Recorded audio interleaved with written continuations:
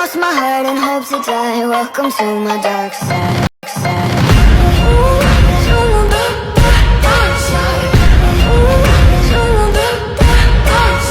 Kaya sa sobrang bait ko nagkusa ako mag-shoutout sa aking mga sulit supporter, kaya nagpapasalamat ako sa mga supporter ko dahil napakalaking tulong nyo sa akin kasi, nakakawala kayo ng stress, kaya huwag kayong tumigil sumuporta sa akin dahil kayo ang dahilan ng paglago ko, kaya sa mga naguguluhan kung bakit di minsan maintindihan ang pagsalita ng mga video ko kasi ako ay hindi nagtatagalog at Bisaya, kaya minsan may mga salita na hindi maintindihan. Kaya sasampulan ko kayo kung paano kami magsasalita, madayaw ang adlaw sa kanatong tanan yag sogod ang ato istorya sa kadtong nagtiyab si Master Lu Qingshan sa iya na iba iya na ang yakohan nila na kutsilyo na dili bea importanteng bagay, ganyan ako magsalita kaya minsan ang ibang salita na pagsalita ng aking video ay hindi madalas maintindihan kasi noligay ko ang mga salita ko dahil hindi ko pa kabisado ang Tagalog. Sana maintindihan nyo kung bakit ganon ang pagsisilita ng mga video ko. Kaya kung alam mo ang salitang iyon paki-comment nga sa comment section kung ano ang ginagamit kong salita.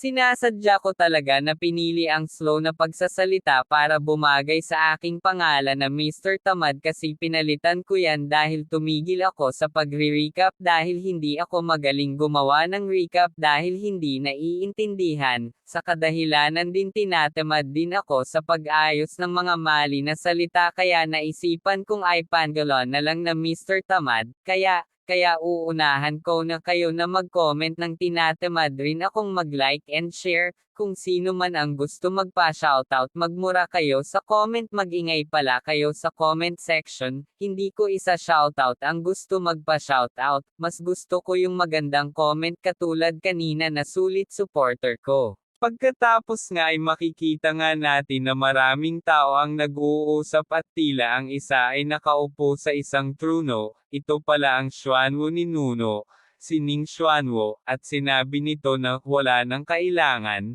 dalhin ang mensahero mula sa Qingshan Gate, dahil mas gusto ko siyang makita, kaya inutusan niya ang mga tao sa kanyang harapan na umalis na kayo, at sambit rin nito na masusunod pinuno.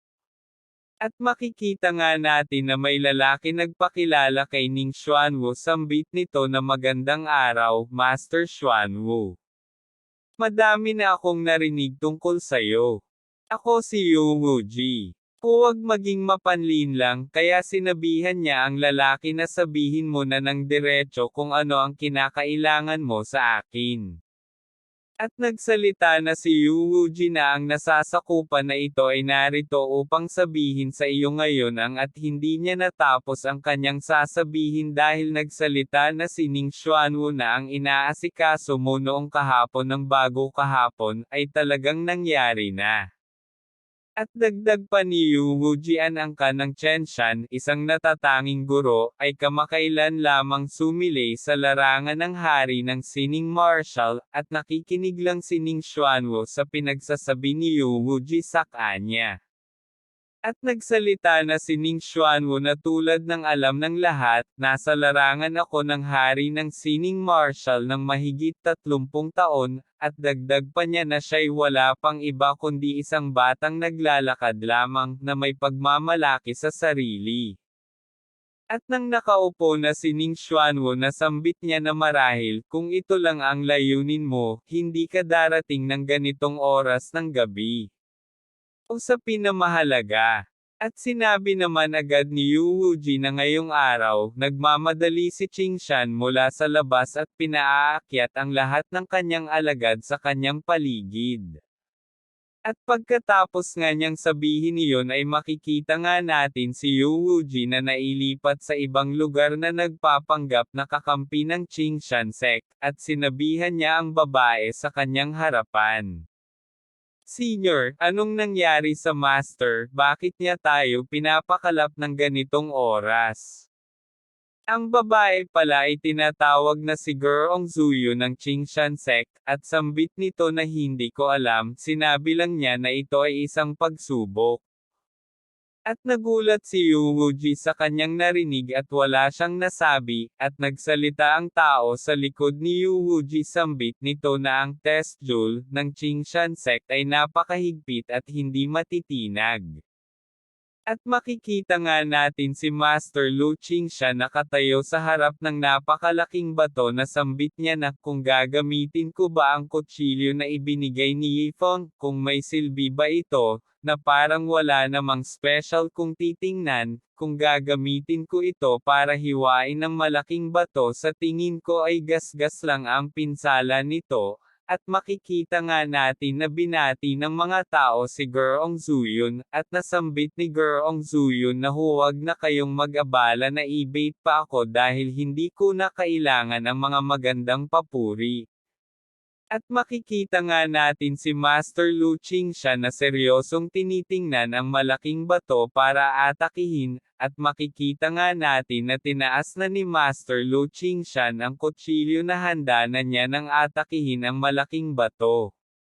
At sumigaw na nga si Gurong Zuyun, sabi niya na Master, ano ang gagawin mo sa kutsilyong bulok na yan, ano ang punto mo para gamitin ang kutsilyo na sinusubukan mo ay atake sa malaking bato, nagpapatawa ka ba Master? At napasambit ang mga tao sa likod na ano na ang nangyayari kay Master Lu Qingshan, nasisiraan ba na siya ng ulo, tumawag na kayo ng doktor, baka ano pa ang mangyayari kay Master Lu Qingshan kung magpapatuloy ito, at nagulat si Master Lu Qingshan sa kanyang mga naririnig sa kanyang likod, napasabi siya na dumb at alam kong nakakahiya na ginagamit ko ang kutsilyong kinakalawang na. At nasambit ni Master Lu Qingshan na susubukan ko pa rin ito dahil galing ito kay Senior Yifeng, dahil sa tingin ko ay isa itong kutsilyong artifact na napakahalaga kay Senior Yifeng, na hindi pwedeng baliwalain ko dahil hindi ko pa nasusubukan, at nang sinubukan na ni Master Lu Qingshan na makikita nga natin na tumama na ito sa bato kahit hindi pa nabaon. At bigla itong sumabog ng napakalakas na parang tinamaan ng nuclear bombs, at makikita nga natin si Master Lu Qingshan na hindi siya makapaniwala sa kanyang nakita. At makikita nga natin ang mga tao sa likod ni Master Lu Qingshan na nagulat sa pagsabog sa nangyari sa bato. At makikita nga natin sa bundok na may sumabog, at tuluyan na nga itong sumabog ng napakalakas na parang tinamaan ng nuclear bombs. At makikita nga natin si Zongqing na sinabihan niya ang Prinsipeng Lobo na tingnan mo kung ano ang nangyari sa meteor swarm, habang hinahawakan niya ang Prinsipeng Lobo para iharang dahil sa sobrang liwanag. At napasabi ang Prinsipeng Lobo sa kanyang isip, sambit niya na ano pa ang ginagawa mo, baka tatamaan na tayo ng meteor kung mananatili pa tayo dito, na ang bobo ng batang ito, at sabi pa niya na ito'y malaon ng pinakamakapangyarihang mahiwagang sandata, na may taglay na matindi at mapang-akit na martial intent. Kailan nakuha ito ng mga tagapaglingkod mga taong yun? At habang si Yifeng naman ay nakatingin lang sa bintana na tinitingnan niya lang ang nagliliwanag sa labas, at napasambit siya sa gulat, sabi niya na ito ba ay. Sabi niya na isang shooting star, at makikita nga natin na nagdadasal si Yifeng na inaakala niyang shooting star, at humihiling na nga siya ng marami na nais kong maupo sa harem na kasama ang walang kapantay na mga babae, magkaroon ng maraming pera, kaya kung gusto kong kumain, kailangan ko lang buksan ang aking bibig, at kung gusto kong magsuot ng damit, kailangan ko lang ituwid ang aking mga kamay. At makikita nga natin si Gurong Zuyun na nagugulat pa rin at walang masabi, at si Yuwuji naman ay napasabi na what the hell of this. At makikita nga rin natin si Master Lu Qingshan na walang masabi, at habang ang mga tao naman sa likod ay napasigaw na Master, ano ang nangyari, at ang iba naman ay napasabi na maliligtas na ang ating Qingshan sect. At napasabi sa isip si Master Lu Qingshan sa saya sa kanyang isip na kumikinang ang mga mata, sambit niya na Talagang sinubukan ko kanina. Hindi ko gaanong iniinda. Ang lakas ng kutsilyo na ito ay labis na makapangyarihan. At parang sumanib na si Franco sa akin kahit hindi ko pa nagamit ang buong lakas ng kapangyarihan ng kutsilyo ni Franco dahil may tatlo pang teknik ito na tinatawag na first skill ang seconds and ulti, kahit ginamit ko lang ang basic attack pero napakalakas ng epekto ang nangyari. At napaisip na naman si Master Lu Qingshan. Gayunpaman, huwag gamitin ito hanggang sa kinakailangan mo, ang kutsilyong ito ay labas sa aking kontrol. Ang nagtahi ng kutsilyo na ito na si Master Yi, marahil ay higit pa sa larangan ng martial ancestor na si Wu Zong. At sumigaw si Master Lu Qingshan sa mga tao na sambit niya na bukas, maghihintay ako para sa Xuanwu sect, para makikipaglaban hanggang kamatayan. At makikita nga natin ang mga tao ay sumigaw rin ng napakalakas na sa pangalan ni Master Lu Qingshan. Nasambit ni Yu Wuji ng seryoso kay Ning Xuanwu na batay sa galing ni Qingshan, hindi siya agad makakatagos. Ganon din sa mahiwagang sandatang iyon, mayroon siguradong nagtutulungan sa kanya sa likod. At makikita nga natin si Ning Xuanwu na walang masabi sa mga pinagsasabi ni Yu Wuji at dagdag pa ni Yu Wuji na diba dapat merong mga at hindi niya natapos ang kanyang sasabihin dahil may tinapon si Ning Xuanwu sa kanya ng kung ano. At nagulat si Yu Wuji sa tinapon ni Ning Xuanwu, at sinabihan siya na ang laso ng yelo na galing sa Ice Toad ay sumasalakay sa iyong katawan ng 3 araw na. Dagdag pa niya na ito ang iyong gantimpala para sa impormasyon ngayon. Magsumikap ka. Kapag tapos na, palalayain kita. At lumuhod bigla si Yu Wuji, sambit niya maraming salamat sa iyong kabaitan. At habang si Ning Xuanwu napapaalis na. At may sinabihan si Ning Xuanwu na linger, sundan mo ako sa sementeryo ng mga tebak. At ang pangalan pala ng babaeng tinawag ni Ning Xuanwu ay si Ling Yaoer, isang babaeng alagad ng Xuanwu sect. At sinambit ito na, hindi ko na kayang maghintay, guro. At napunta nga tayo sa tinatawag na Sword Grave, at may nagsalita na kapatid, itinuro sa atin ng aming guro noong siya'y buhay, ang kaluluwa ng nagdudulang tebak sa sementeryo na ito ay hindi dapat buksan, at sabi ng isa, tigilan mo ang mga walang kabuluhang sinasabi, buksan mo ito para sa akin. Yan ang sinabi mo, huwag mong pagsisihan. Sabi naman ng isa. At makita nga natin na nagulat ang dalawang magkapatid at sabi ng isa na wala pa naman akong ginagawa, ano na ang nangyayari. At makikita nga natin na tumakbo ang dalawang magkapatid na may lumalabas na mga kaluluwa. At napasabi si Ling Yaoer na guro, hindi ko inaasahan na ang mahikal na armas na nakakandado sa sementeryo ng tebak ay ganoon kadelikado, at sambit ng master niya na hahahalinger, ito'y simula pa lamang. Pagkatapos lipulin ang Qingshin Gate, alinsunod sa mga Diyos o demonyo, at makikita nga natin na hindi sila naapektuhan dahil parang nagsusuper science sila. Kaya huwag kang magduda sa aking ambisyon at makikita nga natin na may lumabas na isang sandatang artifact na pinapalibutan ng mga kaluluwa, dagdag pa niya na gagamitin ko ang mahikal na armas na ito para talunin ang mahikal na armas ni Lu Qingshan. At naulipat na naman tayo sa Jiangping at may nagsalita na ang buong Jiangping City ay walang tao. At makikita nga natin ang tatlo na tumatakbo na tila may hinahanap na saan natin mahahanap ang mga kagamitan sa medisina.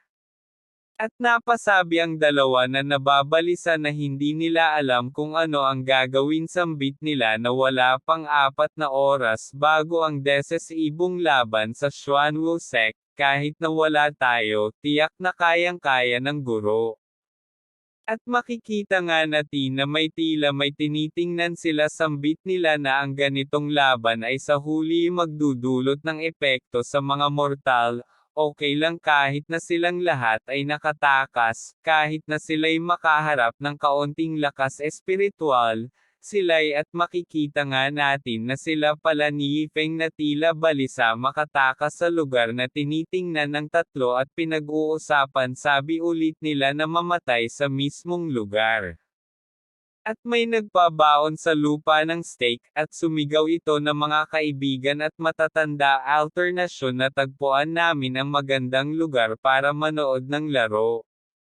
Ito pala si Yifeng na may hawak na bandila na tila gusto pang manood ng laban. At sumigaw naman ang mga tao dahil gusto din nilang mapanood ang laban. Napasabi si Yifeng sa isip niya na bagaman hindi ko alam kung sino ang naglalaban, maraming tao ang gustong manood ng ganitong laban. At tila naglalaway na parang may binabalak ito ay isang oportunidad para sa negosyo. Ang Locosyong ito ay ang pinakamataas na bahagi sa paligid ng Jiangping City, at maaaring makita ito ng isang tingin kahit saan mang direksyon. At sumigaw na nga si Yifeng para gawin ang kanyang pagpipirahan ang mga tao sabi niya na ang mga nais manghiram ng binocular, pumila po kayo. Isang ginto para sa isang paggamit, kuha na dagdag pa niya na limitadong oras lang ang inaalok ko, at may sumigaw naman agad Guru Yi, gusto ko ng isa.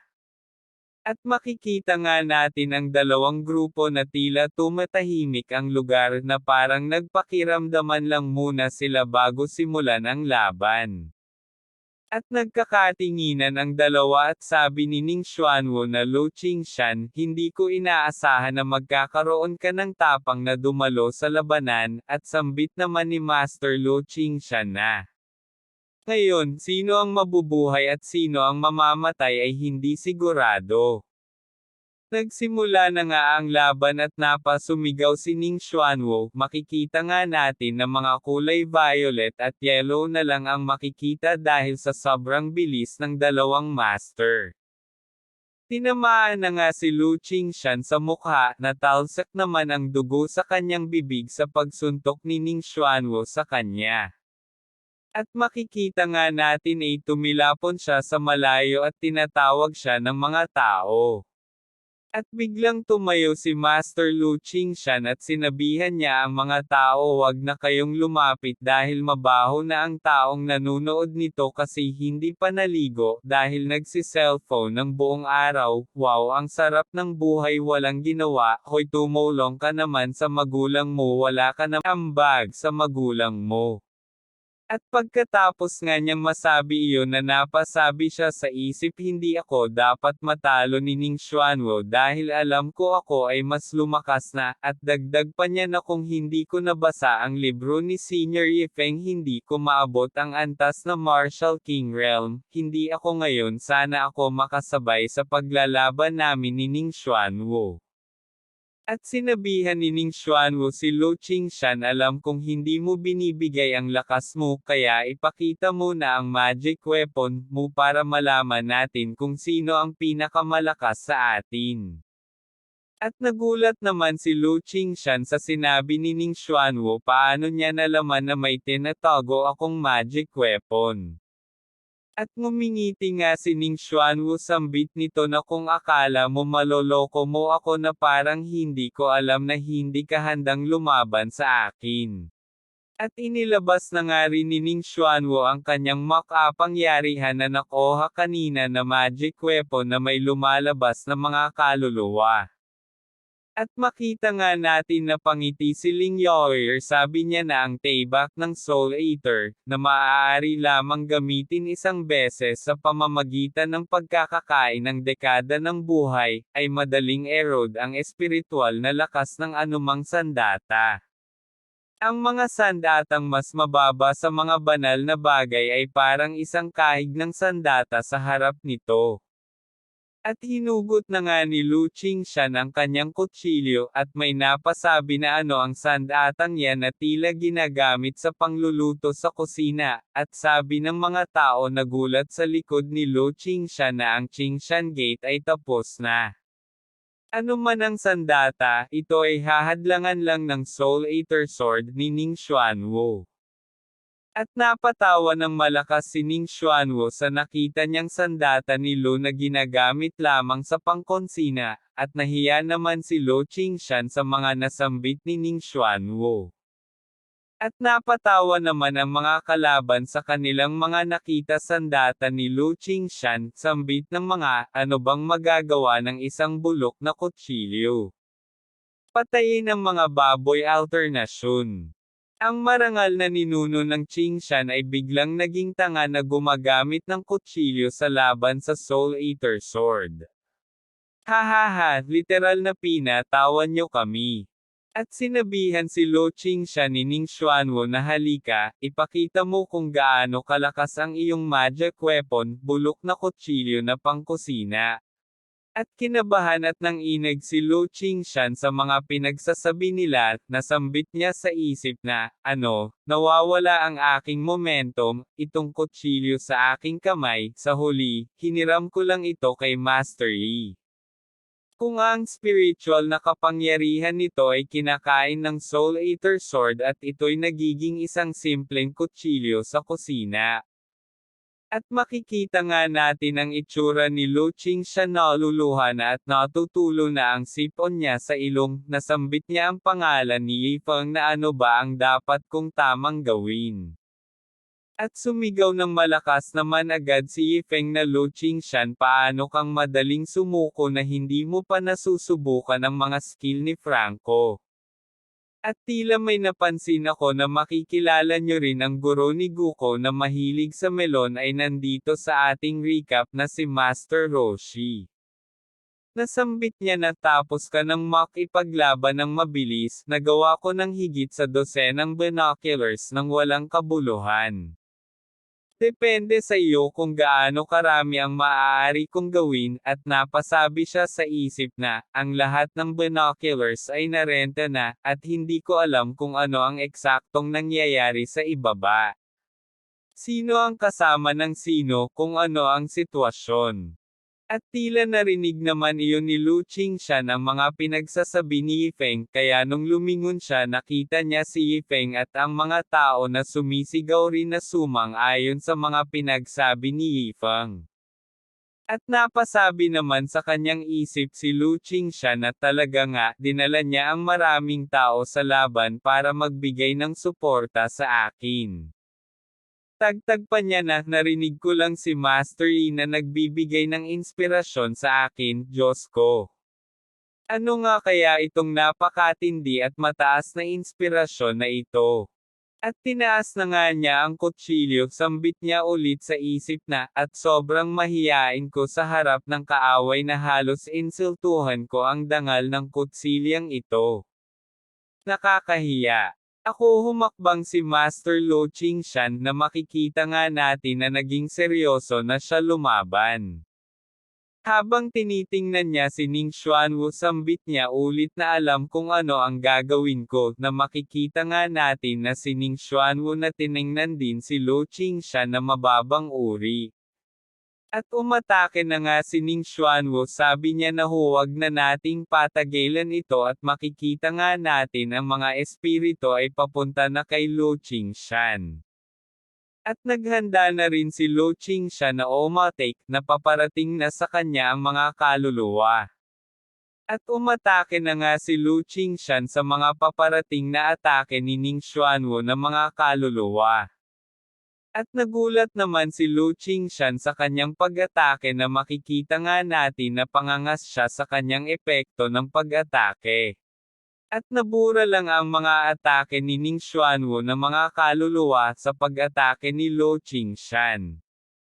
At napangga nga ang mga kalaban sa kanilang nakitang pag-atake ni Lu Qingshan, nasambit nito na, ang nasirang kutsilyang pangkusina ay nakapagwasak sa Soul Eater Sword sa isang solong atake lang, at napasabi na lang si Ling Yaoyer na Master. Na makikita nga natin ang atake ni Lu Qingshan at makikita nga natin na nahati ang lupa na epekto ng napakalakas pag-atake ni Lu Qingshan. At napasabi si Ling Yaoyer na si Master ay nasa panganib. Pumunta kayo at protektahan siya. Gamitin ang pagkakataon. Patayin ang Xuanwu sect at ipabalik sila sa kanilang lungga ngayon. At sinabi naman ni Lan Zu na opo, Master Zhu. At pinigilan naman sila ni Master Lu Qingshan na huwag nang habulin at napasabi si Lan Zu na Master. Ngunit ngayon ang magandang pagkakataon upang wasakin ang Xuanwu sect. At nagsalita na si Master Lu Qingshan at Lan Zu, tingnan mo, si Master Yi ay nanatili doon at tahimik na nanonood. Kung magpapatuloy tayo sa laban, natatakot akong magalit siya. Habang tinitingnan nila sila Yifeng. At dagdag pa niya na si Master Yi, na hindi nababahala sa kasikatan at kayamanan, hiniram sa akin ang artipakto na ito. Bakit? Alam mo ba? Sa aking palagay, hindi nais ni Master Yi ang pagkawasak ng kahit aling panig. At napasabi si Lan Zu na ang gusto ng senior ay balanse. Sinabi naman ni Master Lu Qingshan na gusto niyang tingnan at panatilihin natin ang balanse sa pagitan ng dalawang panig upang mapanatili ang kapayapaan ng mga tao sa Jiangping. At makikita nga natin ang mga tao na hindi pa rin makapaniwala sa kanilang nakita kanina dahil isang ataking kutsilyo lang ang ginamit ni Master Lu Qingshan. At hindi na napigilan ni Yifeng ang mga tao dahil umalis na ito at makikita nga natin na siya na lang ang natira at napahawak siya sa kanyang ulo niya na wala man lang siyang nakuhang pera. At may tumatawag kay Yifeng na isang tao, sabi nito na ano ang ginagawa mo dito Brother Yifeng, at ang nakita niya ito at sinabi niya naman na Pang Ying. At makikita nga natin na tinapik niya ang babae sa kanyang balikat, sabi niya na, anong balita? Narito ka ba para sa pagkikita mo ngayon sa iyong childhood sweetheart?